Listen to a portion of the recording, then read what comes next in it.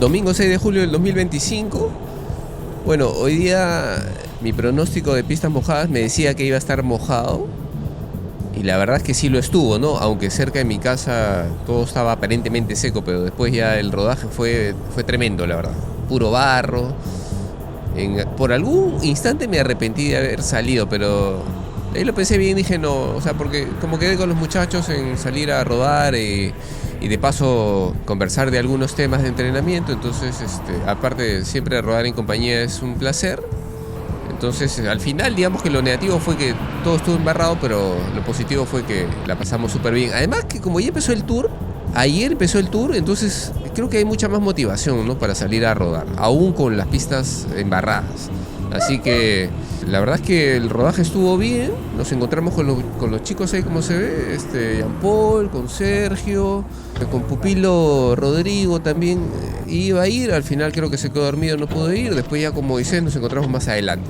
Entonces la ruta era simplemente hacer una especie de olímpica, o mejor dicho, ir hacia el sur, de ahí entrar por Pachacamac, de ahí ir a Cieneguí a ver cómo estaba el terreno y según los ánimos ver si íbamos a Cancay o damos la vuelta nomás. Al final nos dimos la vuelta ahí en el puente Cieneguilla, decidimos subir por el Serpentín, que yo hace tiempo que no paso por ahí y estaba un poco temeroso, la verdad, porque hace ya varias semanas que no estoy fondeando, no he hecho entrenamientos largos y encima subir el Serpentín no me sentía muy confiado, pero la verdad es que salió bien, ya después ahí se van a ver los números, las sensaciones.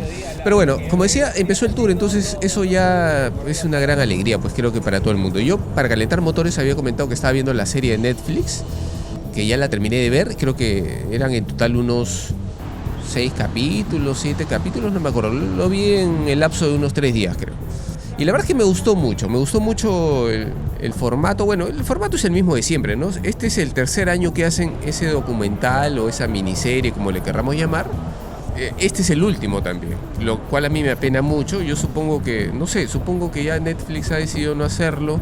No sé si hay por dificultades que hay para filmarlo dentro del pelotón o si los equipos no quieren, o de repente, quizás, sospecho, es un tema pues de mercado, mejor dicho, ¿no? O sea, no sé, pues la serie de la Fórmula 1 tiene varios años, ya hay como 6, 7 temporadas, que es una serie que yo también veo, que me gusta mucho, y supongo pues que la Fórmula 1 es un deporte más universal, con más fanáticos en todo el mundo, ¿no? El ciclismo es más de nicho todavía, por más que el Tour de Francia es un evento que se ve en todo el mundo y con millones de televidentes en cada edición. Yo creo que es el segundo o el tercer evento más visto en el mundo luego de las Olimpiadas, el Mundial de Fútbol. Pero no sé, o sea, parece que eso no basta porque aparentemente en Netflix no ha funcionado bien. Pero bueno, al margen de ese tema, ¿no? Lo que decía es que la serie me ha gustado mucho y la verdad es que lo que me dice mucha gente es de que es todo muy exagerado y eso es cierto. O sea, obviamente la serie de Netflix es como una especie de novela, todo está dramatizado, está guionizado, ¿no? Y yo creo que simplemente es porque en nuestros tiempos todos los contenidos audiovisuales tienen como ingrediente principal el drama. O sea, antes el drama estaba solo en las telenovelas, en esas cosas, ¿no? Pero en estos tiempos ya no es así, porque todo lo que vemos es drama siempre. O sea, un noticiero tiene drama, una entrevista entre dos personas tiene drama, tiene pelea. Vemos las transmisiones de fútbol o los programas deportivos de fútbol, también puro drama, pura pelea, puro enfrentamiento. Y en general ocurre lo mismo. Entonces, con las series que hacen de este tipo, como una especie de reality, ¿no? O sea, también el contenido es el drama y hay que inventar un poquito ese drama o en todo caso sazonar las cosas reales para que tengan un tinte dramático, ¿no? Para que sean más atractivos frente al espectador. Que el espectador de este tipo de series obviamente no es solamente gente como nosotros los ciclistas que sí nos gusta rodar y nos gusta ver el Tour, ¿no? Sino es un contenido dirigido también para otro tipo de público, para gente que probablemente no está muy cercana al ciclismo. Pero aún así, con esa exageración y esas historias que medio que se arman, yo creo que dentro de todo, o sea, en el fondo sí grafican bien lo que ocurre, ¿no? O sea, por ejemplo, lo que he visto en esta serie, en esta temporada, el foco que le han puesto los creadores es, yo creo, al hecho de ganar, ¿no? O sea, lo que significa ganar para los ciclistas. Porque nosotros cuando vemos las etapas o las carreras en general, vemos que alguien gana, y sobre todo en las grandes vueltas, ¿no? Que son 21 etapas, y cada etapa se da día tras día y en cada etapa hay un ganador, ¿no? Entonces vemos que ganó tal persona y ya está. Pero obviamente detrás de ese triunfo hay toda una historia, pues, del protagonista, del ganador de la etapa, del equipo, de los patrocinadores, de la familia, etcétera, ¿no? Y eso es algo real, obviamente. Son personas, son seres humanos que para llegar a ese punto, al simple hecho de competir en el Tour ya es un logro tremendo. Entonces, encima ganar una etapa es una cosa pues increíble, ¿no? Entonces, yo creo que esta temporada se ha basado en eso. Yo diría en graficar lo que cuesta ganar una etapa del Tour, y por eso es que creo que la mayoría de protagonistas que salen, de los que recuerdo, por ejemplo, está Kevin Boquelán, que no me acordaba, ¿no? Él ganó una etapa, la etapa de San Luca, había una escaladita ahí en San Luca, creo que fue de las primeras etapas que hubo en el Tour, creo que fue la segunda. No me acordaba que él había ganado esa etapa, ¿no? Fue una muy buena etapa. Después también hablan de la etapa de Anthony Turgis, que fue la etapa del Esterrato, que esa también me acuerdo, porque hubo pelea entre los de la general. O sea, Jonas, con Tadej, con Renko, estuvieron ahí trabajando en esos segmentos de tierra, o sea, tratando de atacarse, de sacarse de distancia. Pero por delante estaba un grupo de fuga, donde Turgis fue el ganador. Entonces ahí habla un poquito de la historia de Turgis, que bueno, yo a Turgis siempre lo he visto ahí, siempre en el pelotón, ¿no? Pero creo que esa es una de las pocas victorias que tiene, ¿no? Y fue muy buena. Hablan de su familia, sus hermanos que tuvieron que dejar el ciclismo, etcétera. También hablan pues de Carapaz, también de la etapa que ganó. Creo que Carapaz hizo un buen tour el año pasado. Creo que estuvo de amarillo, inclusive una fecha, ¿no? Y después ganó una etapa ya en la última semana. Y después también lo de Mark Cavendish, que pudo conseguir su victoria número 35 en este Tour, que fue una cosa histórica porque desbancó pues a Eddy Merckx. Y la verdad que para mí, o sea, Cavendish nunca simpatizó mucho con él, porque siempre me pareció un poco bravucón, tenía gestos un poco raros, un poco feos con la gente que lo rodeaba. Yo me acuerdo todavía en ese Tour hace como 3-4 años, cuando estaba en el Quick Step, que le tiró la bicicleta pues a su mecánico, estaba molesto, le hizo una pataleta, le tiró la bicicleta, o sea, eso no se hace pues, ¿no? Entonces él siempre ha tenido esos gestos y por eso no me ha gustado, ¿no? Pero sinceramente ya el hecho de ver cómo el año pasado se cayó, se rompió la clavícula en lo que iba a ser su último año, pero después él decide seguir un año más para intentar batir ese récord y lograr ganar esa etapa. Solo ganó una etapa y la verdad es que esa etapa, o sea, ese sprint es una obra maestra, porque uno ve la toma desde arriba. Yo más o menos me acuerdo cómo era, ¿no? O sea, pero si la memoria no me falla, él trata de seguir la rueda de Philipsen. Philipsen se va por la derecha ahí, que lo lleva Van der Poel, si no me equivoco, pero él decide seguir su instinto y se va para la izquierda con otro sprinter o con otro lanzador y va progresando poco a poco, o sea, en ningún momento deja de acelerar. Todo es pura intuición, ¿no? Hasta que tiene el hueco y se abre para la izquierda y ya no hay quien le coja la rueda. O sea, para mí fue una definición perfecta, ¿no? Entonces, Cavendish tenía ese talento, pues hay que reconocérselo, ¿no? O sea, él tenía una intuición como ninguno otro, ¿no? O sea, las victorias que ha conseguido en el Tour siempre han sido pues a base de eso, ¿no? De saber moverse bien en el sprint. Ahora, claro, él le ha quitado el récord a una persona como Eddy Merckx, que era un todoterreno, o sea, que ganaba todo tipo de carreras. Entonces, que ahora el récord del Tour lo tenga Cavendish, que era un sprinter, o sea, muy bueno, el mejor quizás de lo que he visto, pero no sé, pues, o sea, ojalá que Tadej siga pedaleando durante muchos años más para que pueda alcanzar ese récord, ¿no? Entonces ya sería, pues, creo yo, un récord conseguido por un ciclista mucho más completo. Pero bueno, entonces es el tema de Cavendish y también la cara opuesta a Sam Bennett, ¿no? Que él estaba en Decathlon y no podía ganar. Entonces muestran la frustración, el peso que le pone todo el equipo, el peso que él mismo se pone y al final se va del Tour sin conseguir ninguna victoria, ¿no? Entonces yo creo que al final se resume en eso, ¿no? O sea, el peso que tienen los ciclistas por ganar, la alegría que significa eso, el gran trabajo que hay detrás, el peso que ponen los equipos, los directores, y los directores a su vez reciben la presión de los auspiciadores y todo eso, ¿no? Todo eso, repito, está súper novelado, súper dramatizado, sí, guionizado, pero es real porque eso es lo que ocurre en el deporte profesional, hay presiones de todo tipo, ¿no? Entonces, la verdad es que me gustó la serie y creo que lo que voy a hacer es voy a ver las anteriores otra vez, voy a ver la temporada 2, la temporada 1, como para recordar un poquito lo que fueron esos tours, ¿no? Que también es algo que me gusta hacer de vez en cuando. Yo disfruto mucho los tours en el momento, cuando ocurren, pero ya una vez que pasa un año, ya la verdad es que yo empiezo a olvidar los detalles, ¿no? Entonces yo creo que viendo nuevamente esta serie voy a revivir esos momentos, ¿no? Y bueno, sobre el tour pues ya empezó ayer, pude ver la etapa, me desperté temprano, la agarré la etapa casi desde el inicio, creo del 6 de la mañana más o menos.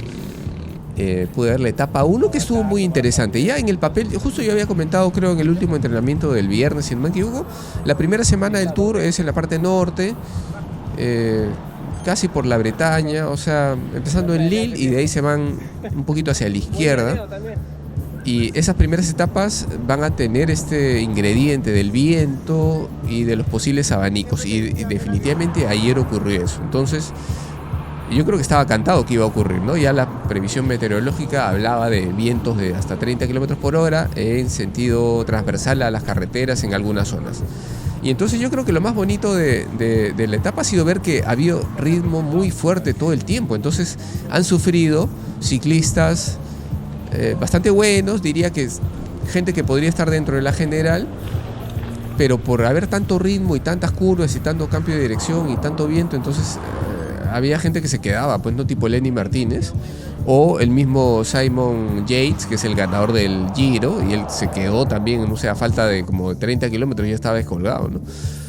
Y lo más interesante ha sido cuando llegaron pues más o menos al kilómetro 20 o kilómetro 17 más o menos de meta, donde hubo un cambio de dirección y vino el viento cruzado. Entonces ahí la gente del Visma, que ellos, la verdad, el Visma como equipo es muy bueno, ¿no? O sea, saben mover sus fichas, saben ser bastante tácticos cuando el terreno se presta para ese tipo de jugadas. Entonces, y yo creo que lo que me gustó fue ver a Jonas con iniciativa. Yo creo que Jonas fue el que generó ese abanico que se dio más o menos en el kilómetro 17 a meta y generó un corte. O sea, hubo un grupo por delante de unos 40 más o menos y por detrás el grupo perseguidor que iba perdiendo tiempo poco a poco, y el grupo perseguidor estaban dos favoritos, que era Renko y era Primož Roglič. Los dos se quedaron dormidos, no sé qué les pasó, pero ya en esta etapa han perdido 30 segundos, ¿no? O sea, ya perder 30 segundos en una etapa llana donde teóricamente es más fácil controlar la situación,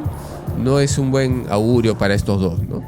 Entonces, por delante, ¿quiénes quedaron? Quedaron Enric Mas, quedó Tadej, quedó Jonas y algún otro más que estuvo, pues, estuvo muy atento a la jugada, ¿no? Entonces, eso me gustó, y al final, bueno, llegó un grupo reducido, o no tan reducido, pero sí tenía algunos sprinters como Philipsen y Girmay. Entonces yo en algún momento me emocioné porque dije, Girmay tiene chances de ganar esta etapa y ser el primer maillot amarillo, ¿no? Lo cual sería pues también un hecho muy, muy bonito, muy resaltable, creo, el primer africano que sería maillot amarillo, ¿no? Entonces bueno, por un momento pensé que eso podía ser posible, pero al final, bueno, el Alpecin estuvo muy bien. Creo que Van der Poel fue el que le abrió el camino a Jasper Philipsen y Jasper ganó, creo, con categoría, ¿no? 3 bicicletas le sacó al segundo, que era Girmay, o sea, nada que objetar ahí. Bueno, eso fue la etapa de ayer, y la etapa de hoy ya obviamente la vi llegando pues a la casa. La vi en la tarde porque, bueno, el pedaleo de hoy ha sido puro barro. Entonces, lo que yo odio del barro es tener que invertir tanto tiempo después en limpiar la bicicleta y limpiar mi ropa, lavar la mano, quitarle todo el barro, ¿no? Porque la lavadora no sale automáticamente. Entonces, para ahorrar un poquito de tiempo, nos fuimos con los chicos al car wash. Ahí más adelante se va a ver. Y con eso ya ahorré un poquito de tiempo por el lado de la bici, porque a mí me gusta siempre dejar la bici impecable una vez que llego a la casa, ¿no? Que quede lista para la siguiente salida. Hay gente que no lava la bici inmediatamente o no limpia la bici inmediatamente, ¿no? Yo la verdad que tengo esa manía, no sé si llamarlo así, o buena costumbre de todo siempre limpio, ¿no? Todo, la casa, el carro, la bicicleta, absolutamente todo siempre limpio para el siguiente uso. Y es lo mismo que hago con la bicicleta. Bueno, entonces eso es lo que después del rodaje. Entonces por eso es que me tomé mucho tiempo, y la etapa recién la he visto en la tarde, ¿no? En la tarde, y lo que vi fue igual, o sea, una etapa parecida a la de ayer, mucho nervio, mucha velocidad, y hubo unos repechos al final donde el ritmo fue muy fuerte, o sea, repechos del 10, 12, 15%, donde los que iban en punta iban a 20, 22 kilómetros por hora. Eso es durísimo, ¿no? Yo no sé cuántos vatios eran, pero sé que son un montón de vatios. Y al final la etapa la ganó Van der Poel, y yo creo que fue una etapa muy bonita, muy luchada, porque los que llegaron al final fueron los capos de los equipos, y el final era un sprint, pero en escalada, ¿no? Una escalada, bueno, no muy dura, de 4 o 5%, y Van der Poel se quedó solo al final durante varios metros, o sea, estuvo frente al viento, pero aún así él arrancó primero, calculó sus 10 segundos, porque ahí se puede ver claramente, bueno, para ser más exacto, 11 segundos de sprint, y nadie lo pudo rebasar. El que estaba detrás era Tadej, y él se llevó la etapa, y también otra vez se viste amarillo, ¿no? Entonces, la verdad que muy bonito el Tour hasta ahorita. Yo creo que va a estar entretenido, al menos eso es lo que dicen las dos primeras etapas. Así que mañana pues a seguir viendo la etapa número 3, ¿no? Y bueno, eso fue el rodaje hoy, la verdad que bastante bien con los chicos. Aprovechamos para hablar de muchos temas de entrenamiento con los pupilos, sobre todo para hacer algo muy importante, que es empezar a calibrar la percepción de esfuerzo con alguna medida objetiva de la intensidad, como en este caso pues el potenciómetro y también las pulsaciones, ¿no? Eso es un tema, creo que en otro entrenamiento podría explayarme un poquito más. Bueno, ahora sí, a la casa y a descansar. Este va a ser el final del video, así, ¿no? It makes you wanna die.